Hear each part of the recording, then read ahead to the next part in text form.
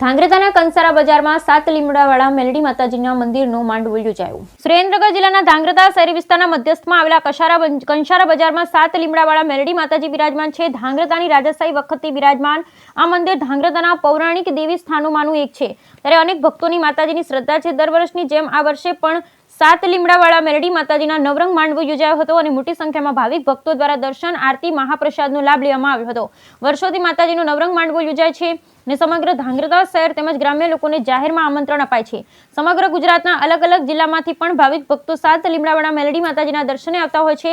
ત્યારે આજ રોજ યોજાયેલા 7 લીમડાવાળા મેલડી માતાજીના નવરંગ માંડવામાં ડાક ડમરૂની રમઝટ બોલાવવામાં આવી। મોટી સંખ્યામાં ભાવિક ભક્તો તેમજ માતાજીના ભુવાઓ પણ ઉપસ્થિત રહ્યા અને માતાજીની આરાધના કરવામાં આવી। Bureau report Hitesh Rajpara.